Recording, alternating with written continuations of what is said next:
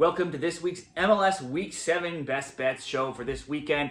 Now this week, let's do a little recap of midweek action. We had some CONCACAF Champions League Cup quarterfinals matches. That saw LA Galaxy draw Tigres 0-0, Vancouver draw Pumas 0-0, LAFC beat Miami 1-0, and in the all-Mexican match between Club America and Cruz Azul, it was 0-0. Some of these teams will have the second legs coming up, so that might be something to factor in when making your bets this weekend, and they also just played a few days earlier. Now, if we look at back to just MLS here, only 2 teams yet to lose, that's being Miami and Columbus. Meanwhile, 5 teams yet to win: the Galaxy, Houston, SKC, Toronto, and Montreal. The biggest off-field news: SKC coach Peter Vermes seeing his 20-year run as being part of the SKC family coming to an end just before their big rivalry game with St. Louis this weekend.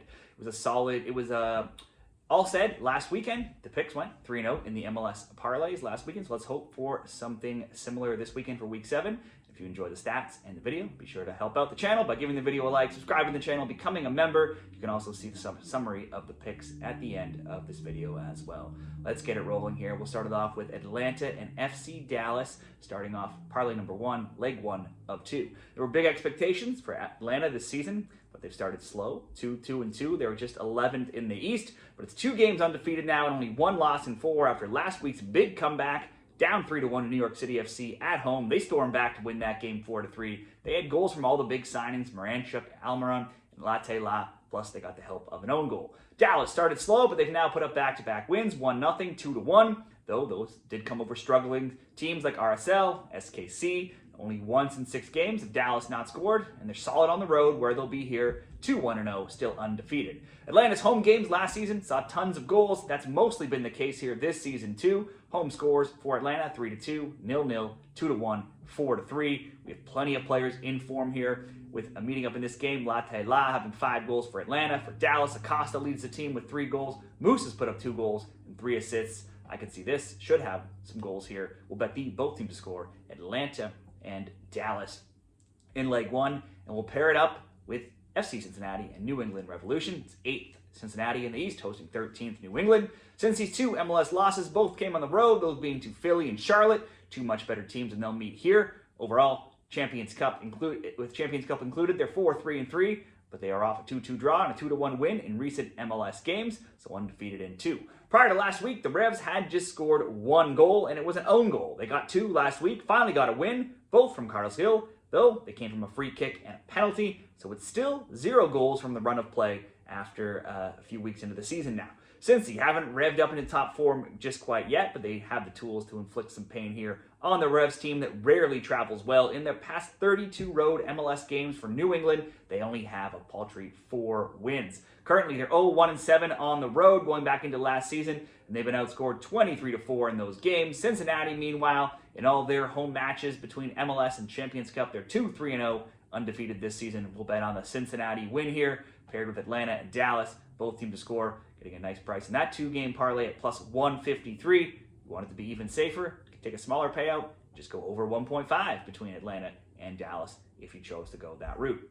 Parlay number 2 still on Saturday: Philadelphia Union and Orlando City SC. It's 2nd Philly hosting 7th Orlando. The Union stormed out of the gates. They have 3 wins then, but they now have lost 2 of 3, including 2-1 to Miami last week. They've scored, though, in all 7 games, conceded in 6 of 7, only shutting out St. Louis, who is a team that struggles to score. Orlando's undefeated in 3. They have back-to-back wins now. All of their games have seen goals. If we look at their score lines, it's 4-2, 4-2, 2-1, 2-2, 4-1, and 2-1. If we look back to other meetings between these teams, we can look very recent as February 22nd this year, where Philly won 4-2.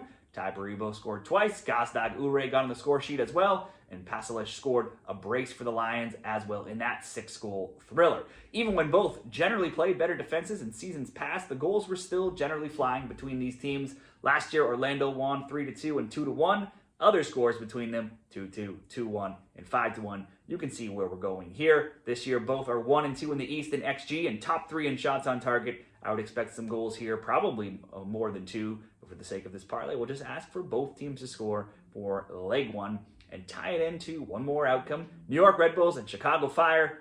Last year in New York, it was 0-0. That's where they'll be here. Then 2-1 in Chicago, playing in Chicago.